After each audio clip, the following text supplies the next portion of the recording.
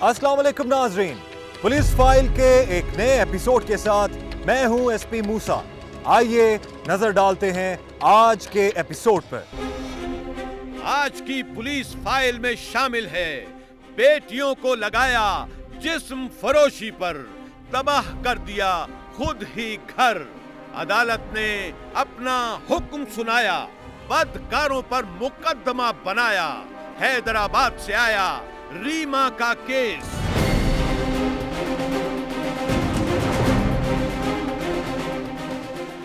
इस घर में अब या तो ये रहेगी या मैं रहूं। अपने दुख बताने आई, आप बीती सुनाने आई। देखिए मेरी कहानी में। तुम जाना चाहती हो तो जा सकती हो।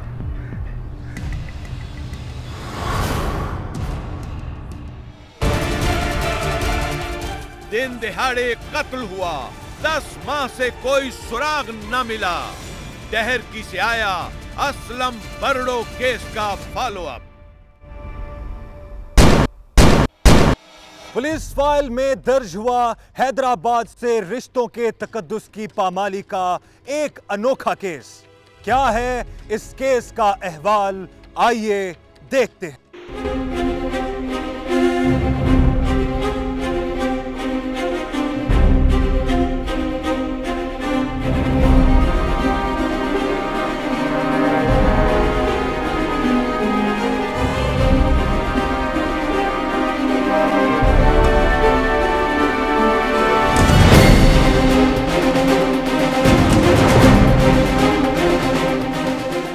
कराची के बाद सिंध का दूसरा बड़ा शहर है हैदराबाद। ये पाकिस्तान का छठा बड़ा शहर है। 1768 में दरियाए सिंध के किनारे आबाद किया जाने वाला ये शहर सिंध का दारुल हुकूमत भी रह चुका है। इस शहर की तारीखी हैसियत के साथ जुड़ा एक अहम वाकया 1843 में अमीर तालपुर और बरतानवी अफवाज के दरमियान लड़ी जाने वाली जंग है। बर्रे अजीम हिंदुस्तान की तकसीम से पहले हैदराबाद का इलाका अपनी सड़कों की खूबसूरती के बायस इस खित्ते में पेरिस के तौर पे भी जाना जाता था। तमद्दुनी हवाले से भी ये इलाका अपनी एक खास शनाख्त रखता है और सूबा सिंध के शहरी और देही इलाकों के माबैन राबते का काम करता है। ये शहर दुनिया में चूड़ियां बनाने का सबसे बड़ा मरकज होने की वजह से भी अपनी एक मुनफरिद पहचान रखता है। हैदराबाद शहर भर में फैले हुए अपने तालीमी इदारों की वजह से भी शोहरत का हामिल है। बड़ी तादाद में तालीमी इदारों की मौजूदगी के बावजूद यहाँ रहने वालों की एक खास तादाद जिंदगी की बुनियादी कदरों से भी ना आशना दिखाई देती है। इसी शहर हैदराबाद की रहने वाली 20 साला रीमा किरदार बनी एक ऐसी शर्मनाक कहानी का जिसमें इंसानी कदरों से ना आशना उसके अपने ही अजीजों ने रिश्तों के तकद्दुस को पामाल कर दिया। रीमा 3 भाई बहनों में दूसरे नंबर पर है। उसकी मां सायरा बानो का ताल्लुक जिला नौशेरो फिरोज के इलाके ठारो शाह से है। तकरीबन 30 साल पहले सायरा बानो की शादी कोटरी में रहने वाले अब्दुल लतीफ खानजादा नामी एक शख्स से हुई जो मेहनत मजदूरी करता था। अब्दुल लतीफ की आमदनी कम थी, लेकिन वो अपनी बीवी को खुश रखने की हर मुमकिन कोशिश करता, मगर इसके बावजूद उनके दरमियान कशीदगी की एक खास सतह बरकरार रहती थी।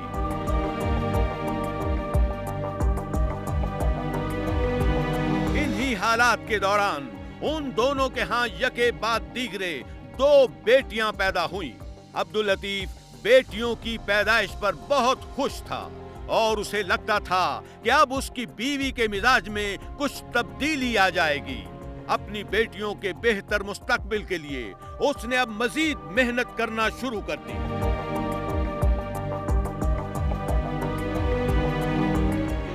वक्त गुजरने के साथ साथ उनके दरमियान ताल्लुकात खुशगवार होने की बजाय मजीद बिगड़ते गए। ताल्लुकात की खराबी की बुनियादी वजह सायरा बानो का किरदार था, जिसे अब्दुल लतीफ हमेशा नजरअंदाज करता रहा। मगर अब बात हद से गुजर चुकी थी। उसे अपनी बीवी के बारे में कुछ ऐसी बातों का इल्म हो चुका था जिन्हें जानने के बाद उन दोनों का एक दूसरे के साथ रहना नामुमकिन हो गया था।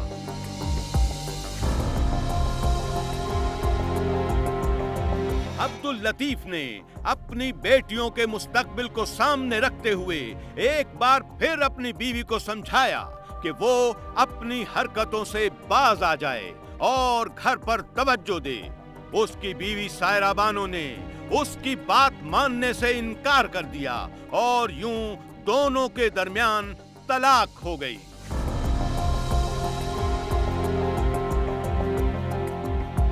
तलाक के बाद सायरा बानो दोनों बेटियों को लेकर हैदराबाद चली गई।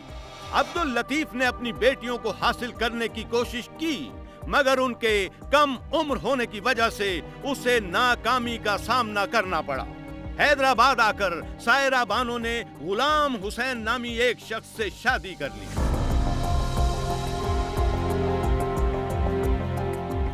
गुलाम हुसैन से शादी के बाद सायरा बानो के यहाँ एक बेटे की पैदाइश हुई जिसका नाम याकूब रखा गया।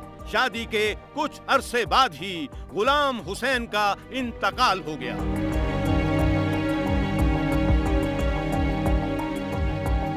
और फिर इसी दौरान सायरा बानो की दोनों बेटियां आयशा और रीमा जवान हो गईं।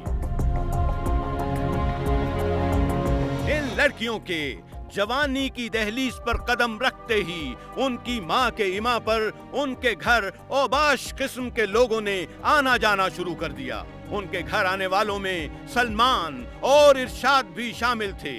सायरा बानो ने अपनी बेटियों को भी अपनी राह पर चलाने का इरादा कर लिया।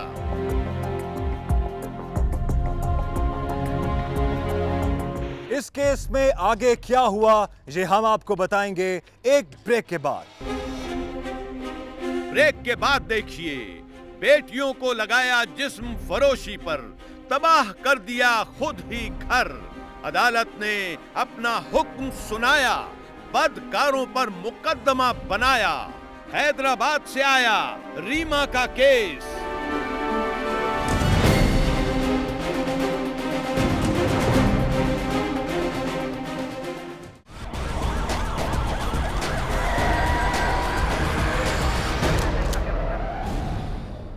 दोनों बहनों ने अपनी मां को समझाने की कोशिश की कि वो मेहनत मजदूरी करके अपना और उसका पेट पाल सकती हैं, लिहाजा वो उन्हें गुनाहों की दलदल में ना धकेले। सायरा बानो ने अपनी बेटियों की बात ना मानी और उन्हें जिस्म फरोशी पर करती रही मजबूर। इन हालात से तंग आकर वो दोनों बहनें घर से हो गईं फरार।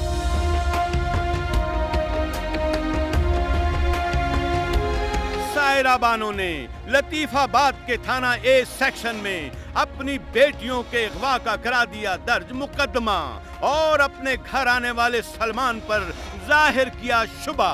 पुलिस ने सलमान के घर पर छापा मारा तो वो वहीं मौजूद था। उसने पुलिस को बताया कि उसका इस पूरे मामले से कोई लेना देना नहीं है, लेकिन पुलिस के कहने पर सलमान ने फोन करके आयशा और रीमा को बुलाया, मगर उन्होंने वापस आने से कर दिया इनकार। फिर सलमान ने रीमा से शादी का वादा करके उसे मिलने का कहा। दोनों बहनें जब सलमान से मिलने आईं, तो पुलिस ने उन्हें तहवील में लेकर उनकी मां के कर दिया हवाले।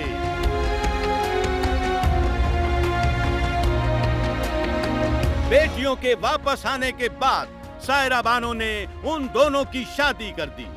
शादी के बाद आयशा और रीमा अपने घरों में हंसी खुशी रहने लगी, मगर उनकी मां को बेटियों की ये खुशी पसंद न आई और उसने उनके घरों में नाचाकी पैदा करके दोनों बेटियों को करा दी तलाक।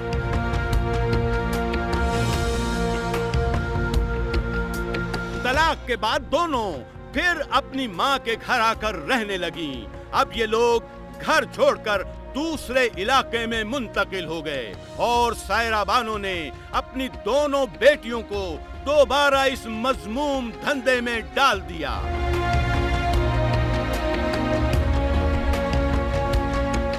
वक्त गुजरने के साथ आयशा ने हालात और अपनी मां के साथ समझौता कर लिया। नए इलाके में मुंतकिल होने के बाद सायरा बानो ने असलम नामी एक शख्स से तीसरी शादी कर ली जो ठेकेदारी का काम करता था। असलम ने भी सायरा बानो की बेटियों के जिस्म फरोशी जैसे गंदे काम में उसका दिया साथ और यूं फहाशी का ये धंधा अब होने लगा खुलेआम।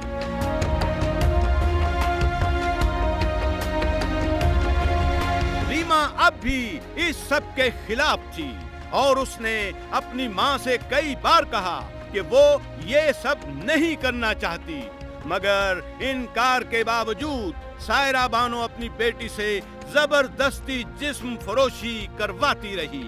इसके अलावा वो अपनी बड़ी बेटी आयशा से अपने और असलम के दरमियान होने वाले जिस्मानी मामलात की वीडियो भी बनवाती रही।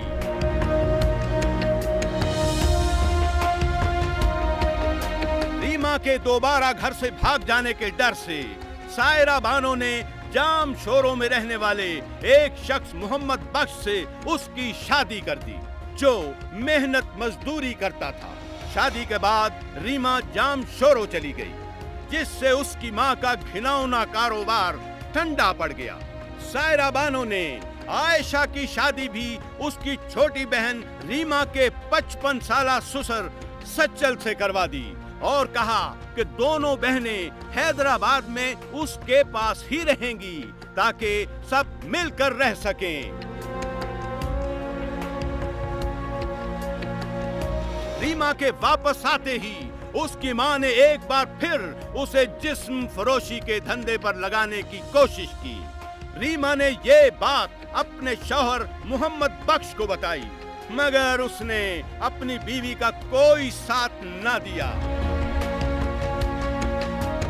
जो सायरा बानो है वो एक गलत नेचर और गलत तबीयत की औरत है जिसकी बुनियाद पर ये सारा मतलब घर का माहौल भी खराब हुआ और उनकी बेटियां भी खराब हुई। एक रोज मोबाइल की दुकान पर रीमा की शहजाद नामी एक लड़के से मुलाकात हुई जिसके बाद उनके दरमियान बातचीत का सिलसिला शुरू हो गया और इसी बातचीत के दौरान वो एक दूसरे को करने लगे पसंद।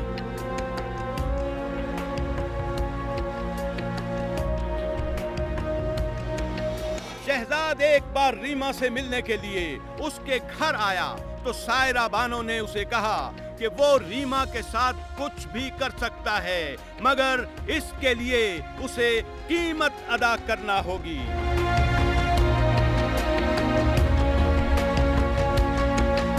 शहजाद ने सायरा बानो से कहा कि वो उसकी बेटी से शादी करना चाहता है।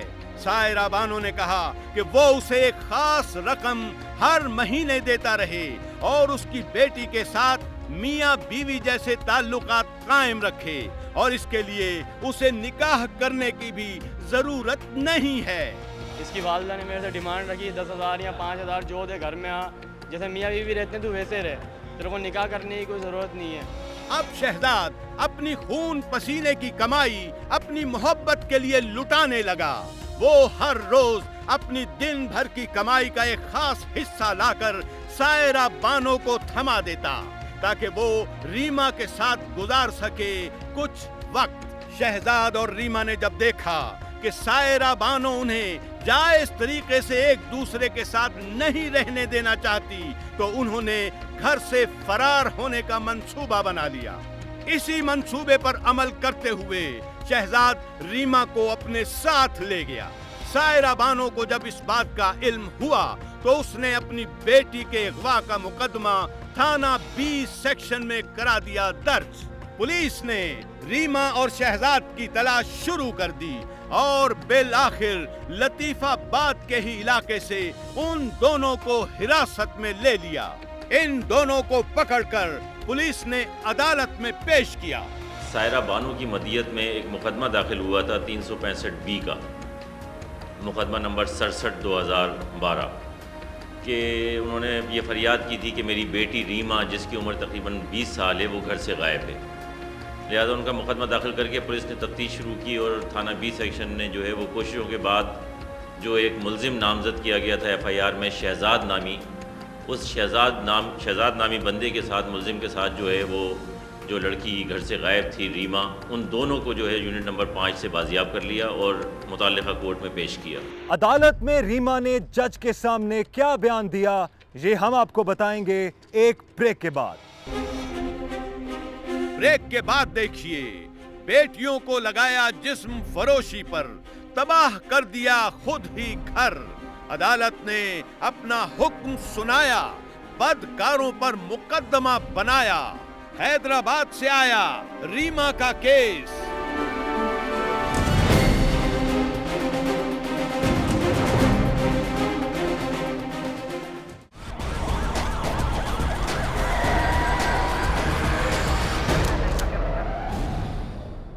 रीमा ने भरी अदालत में बताया कि उसकी मां उससे जिस्म फरोशी का धंधा करवाती है। रीमा की बात सुनकर अदालत में मौजूद हर शख्स हैरान रह गया। कुर्सी इंसाफ पर बैठे जज साहब भी उसकी ये बात सुनकर हैरत में पड़ गए कि क्या ऐसा भी हो सकता है कि कोई मां अपनी बेटी से ऐसा घिनौना फेल कराए। रीमा ने बताया कि उसकी मां 1 साल से उससे ये कबीह अमल करा रही है।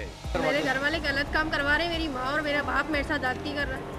कब से गलत काम करवा रहे हैं? 1 साल हो गया। रीमा ने अदालत को बताया कि वो इस गिलाजत से जान छुड़ाने के लिए ही घर से फरार हुई थी और वो शहजाद से शादी करके उसके साथ जायज तरीके से जिंदगी गुजारना चाहती है। मैंने दे दिया बयान, मैं शहजाद के साथ रहना चाहती हूँ, उसके साथ शादी करना चाहती हूँ। मगर इस सब के बरअक्स रीमा की मां का कहना है कि उसकी बेटी का किरदार ठीक नहीं है और उसने दोबारा इसका घर बसाने की कोशिश की, मगर रीमा हर बार अपने शौहर से ताल्लुकात बिगाड़कर वापस अपनी मां के घर आ गई। इसके 2 घर मैंने बसाए, अपना सारा घर का सामान बेच के इसके 2 घर बसाए। इसके किरदार की वजह से इसको शौहर ने इसको छोड़ा। पहले शौहर ने इसके किरदार की वजह से छोड़ा। ये गलत बोलती है, झूठ बोलती है, ये खुद जा के मिलती है, ये अपने शौहरों को छोड़ के ये खुद आती है। पुलिस की तरफ से की जाने वाली तफ्तीश में ये बात सामने आई है कि रीमा का सौतेला बाप असलम इस बुराई की जड़ है। वो इस घिनौने अमल के लिए अपनी सौतेली बेटियों पर दबाव डाला करता था। उनका सौतेला बाप है असलम, वो मेन जड़ है, क्योंकि वो ज़्यादा फोर्स करता था इनको इस किस्म के कामों के लिए। तो वो हमारा मेन टारगेट है, उसके पीछे हम लगे हुए हैं। उदील पाक में उसकी पहली वाइफ रहती है, उसके जो है वो गिरफ्तारी के लिए हमने वहाँ पर रेड वगैरह किया है, लेकिन वो भाग गया है। पुलिस को तफ्तीश के दौरान ये भी पता चला कि सायरा बानो और उसके शौहर असलम के जिस्मानी मामलात की वीडियोस जो उन्होंने अपनी बेटी आयशा से बनवाई थी, लतीफाबाद में कई लोगों के मोबाइल फोन्स तक पहुंच चुकी हैं। SHO थाना बी सेक्शन सलमान फारूकी के मुताबिक सायरा बानो के इस घिनौने अमल के बारे में इलाके के बहुत से लोग जानते हैं, मगर वो थाने या अदालत में आकर बयान देने से गुरेजा हैं। अदालत की तरफ से दिए गए हुक्म के तहत सायरा बानो, मोहम्मद असलम और उन तमाम अफराद के खिलाफ मुकदमा दर्ज किया गया जो इस घिनौने फेल में मुलव्विस रहे हैं। इस सिलसिले में रीमा और शहजाद के खिलाफ भी मुकदमा दर्ज किया गया, क्योंकि रीमा ने अदालत के सामने ये एतराफ किया था कि जब उसकी मां ने पहली बार शहजाद को उसके पास भेजा तो शहजाद के इनकार करने के बावजूद उसने अपनी रजामंदी से उसके साथ किया।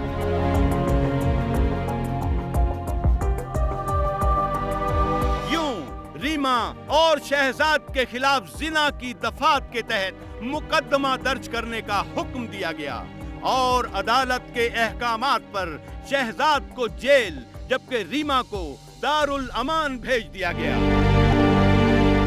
ये केस इंसानी रवैयों की ऐसी बदतरीन मिसाल है जिसमें सायरा बानो और उसका शौहर असलम रिश्तों के तकद्दुस को भी भूल गए। ऐसे लोगों को कड़ी से कड़ी सजा देकर मुआशरे के सामने निशाने इबरत बनाया जाना चाहिए, ताकि आइंदा कोई भी ऐसा घिनौना अमल करने की जुर्रत ना कर सके। इस घर में अब या तो ये रहेगी या मैं रहूंगी। ब्रेक के बाद देखिए, अपने दुख बताने आई, आप बीती सुनाने आई। देखिए मेरी कहानी में।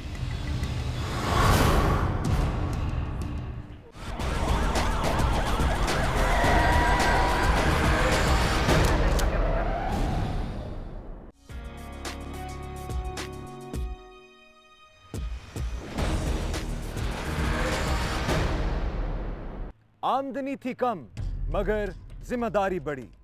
कहानी एक ऐसे भाई की जो अपनी प्यारी बहन को जिंदगी की खुशियां देने की कोशिश में खुद अपनी जिंदगी की बाजी हार गया। हमारे माँ बाप हमारी जवानी में ही मर गए थे। अभी सिर्फ भाई की शादी हुई थी और मेरी शादी मेरी माँ ने मेरे खालाजाद भाई के साथ तय कर दी थी। भाई का काम लोड शेडिंग की वजह से दिन ब दिन खराब हो रहा था।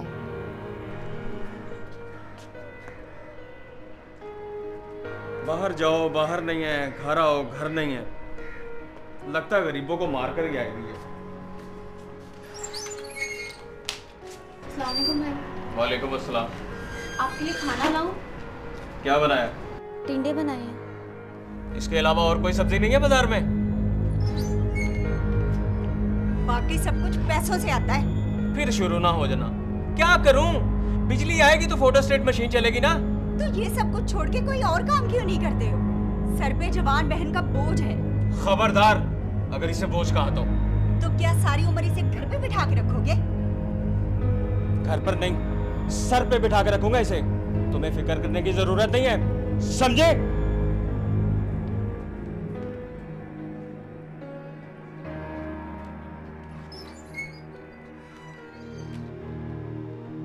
घर से बाहर लोड शेडिंग ने तंग किया हुआ था। घर में भाई का जीना भाभी ने 2 बार किया हुआ था। भाई अंदर ही अंदर परेशान था। उसे मेरे मंगेतर असद के बारे में भी कोई अच्छी रिपोर्ट्स नहीं मिल रही थी। वालिदैन का इकलौता बेटा होने की वजह से उसकी आदतें काफ़ी बिगड़ी हुई थी।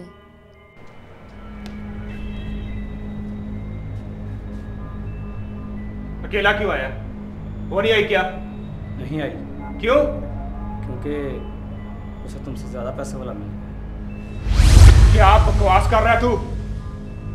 मैं ठीक कह रहा हूँ। तो जाके बोल दे उसे, अगर वो मेरी रखेल बनकर नहीं रह सकती तो मैं उसको किसी और का बन के नहीं रहने दूंगा। जा।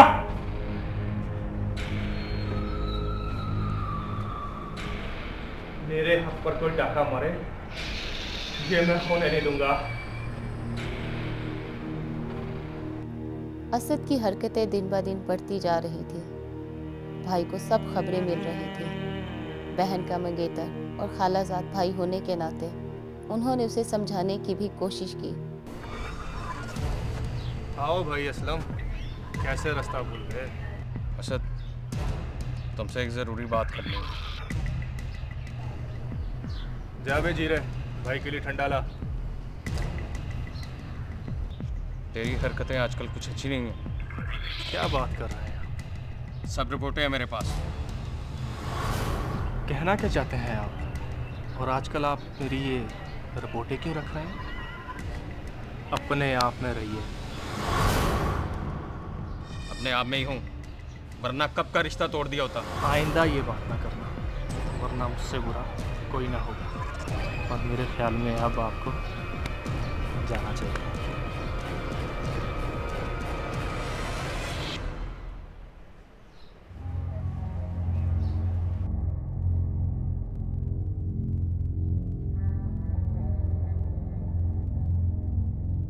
इस सारे वाक़ये की खबर खाला को भी मिल गई। अब इनकी तरफ से शादी का दबाव आने लगा, लेकिन भाई ने रिश्ते से इनकार कर दिया।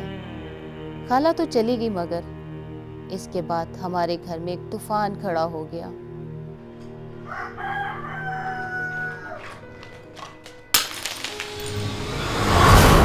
और कर नुकसान, तेरी वजह से पहले ही हमारी जिंदगी हराम हो गई, तो हमें बर्बाद करके छोड़ेगी। दिमाग खराब हो गया तुम्हारा? इस बेचारी ने क्या कहा तुम्हें? इस घर में अब या तो ये रहेगी या मैं रहूंगी। इसका तो मेरे सिवा कोई नहीं है। अगर तुम जाना चाहती हो तो जा सकती हो।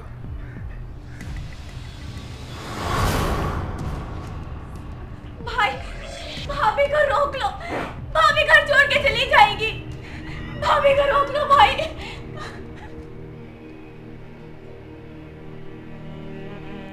भाभी घर छोड़कर अपने मायके चली गई। भाई को मैंने समझाने की बड़ी कोशिश की, लेकिन भाई भी गुस्से में थे। उधर खाला ने असद को रिश्ता तोड़ने के बारे में बता दिया था। वो हमारे घर आ गया। उस वक्त मैं घर पे अकेली थी।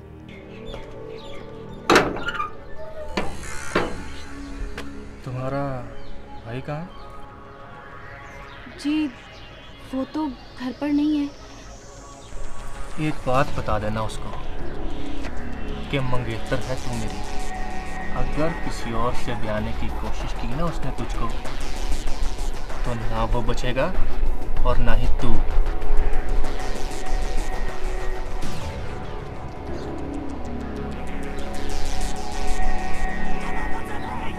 मैंने उस वाक़ये का जिक्र भाई से नहीं किया। कुछ दिनों बाद भाभी को एहसास हुआ और असलम भाई के ससुर ने मामले को सुलझा दिया। भाभी भी वापस आ गई। भाई ने मेरे लिए एक रिश्ता भी तलाश कर लिया, लेकिन उसकी खबर असद को मिल गई।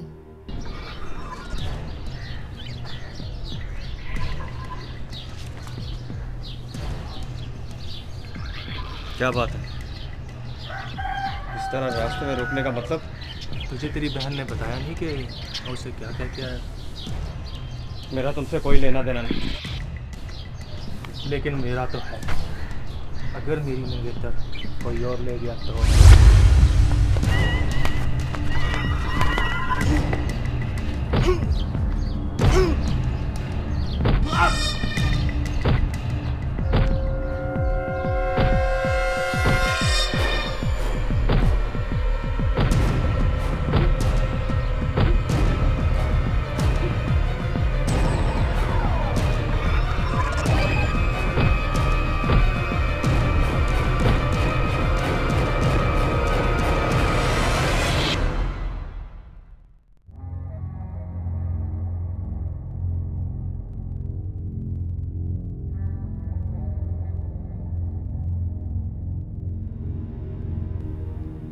उस रात भाई घर आए तो हम लोग काफ़ी परेशान थे।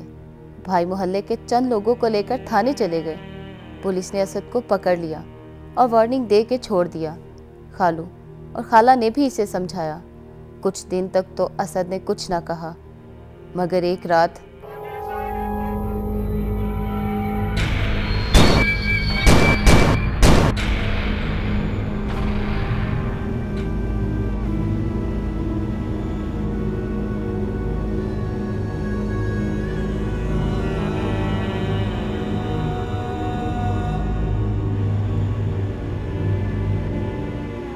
भाभी सच कहती थी। मैंने अपने भाई और इसके ख़ानदान की ज़िंदगी अजाब नहीं बल्कि ख़त्म कर दी थी। अगर भाई मेरी शादी असद से ही कर देते तो शायद मैं अजाब झेल लेती, लेकिन वो तो ज़िंदा रहते।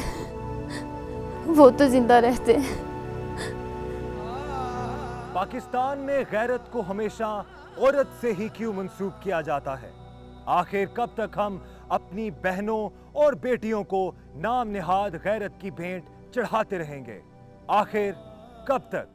अगर आपके आसपास भी हो रहा है कोई ऐसा वाकया या आप खुद किरदार हैं किसी ऐसी कहानी के, तो खामोश मत रहिए, बोलिए, अपनी कहानी सुनाएं, एसपी मूसा को बताएं, हमें एसएमएस करें, पीएफ लिखकर स्पेस दें, अपना पैगाम लिखें और 3031 पर हमें भेज दें या हमें ईमेल करें।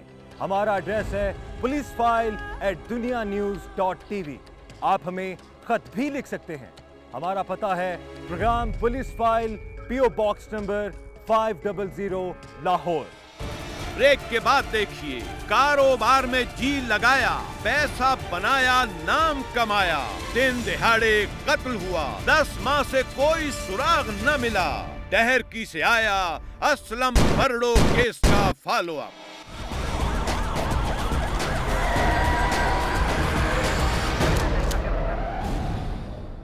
पुलिस फाइल का हिस्सा बना था जिला घोटकी के शहर डहरकी के असलम बरोड़ो का केस। इस केस में आगे क्या हुआ ये जानने से पहले आइए देखते हैं इस केस की चंद झलकियां।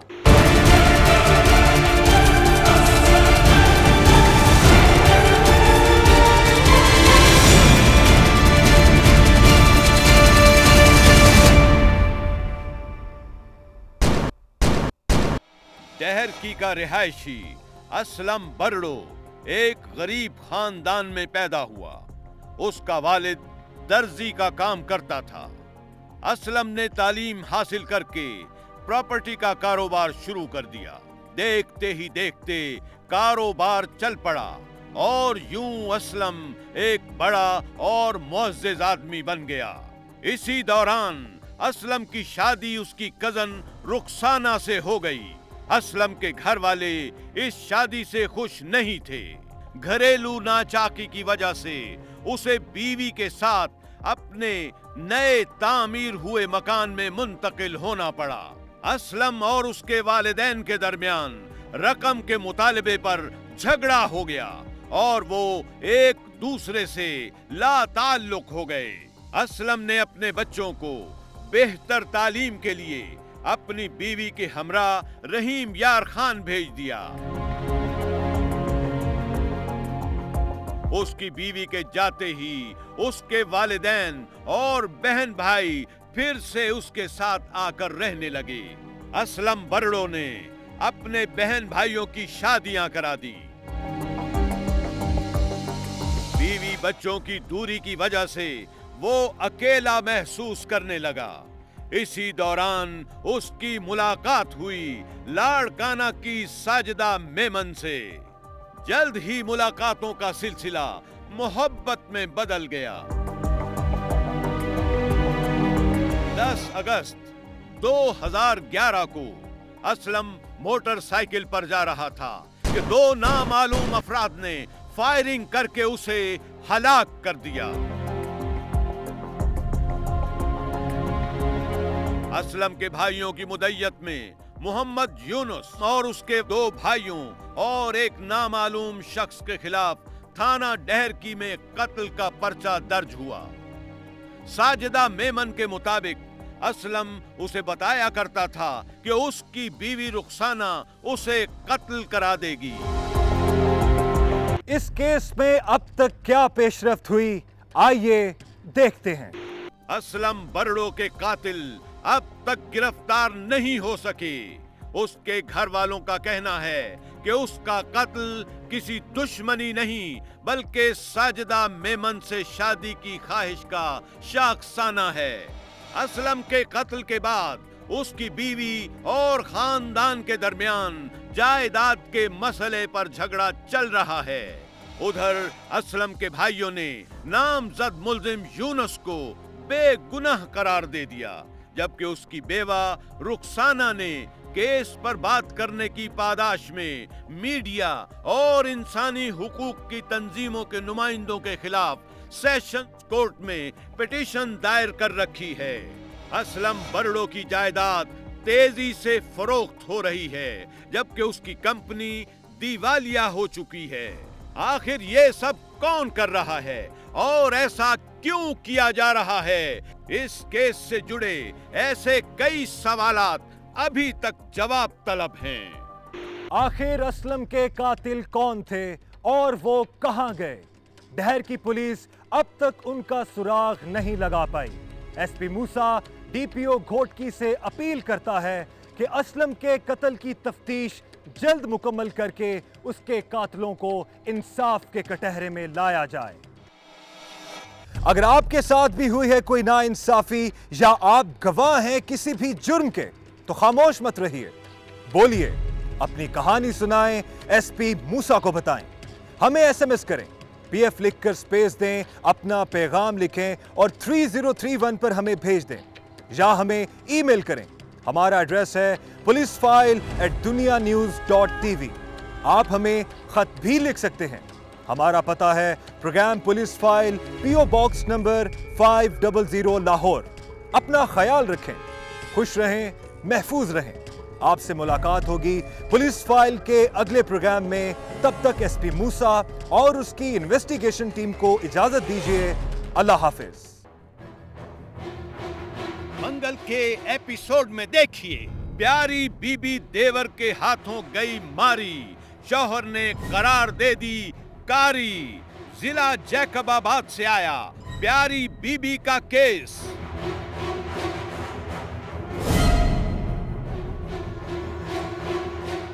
मुझे पता होता तुम इस तरह की निकलोगी, कभी तुमसे शादी ना करता। अपने दुख बताने आई, आप बीती सुनाने आई। देखिए मेरी कहानी में। काली जुबान बंद करो। बच्चों ने खेल कूद में की लड़ाई, पूरे खानदान की हो गई तबाही। मियां चन्नू से आया समीना मुश्ताक का केस।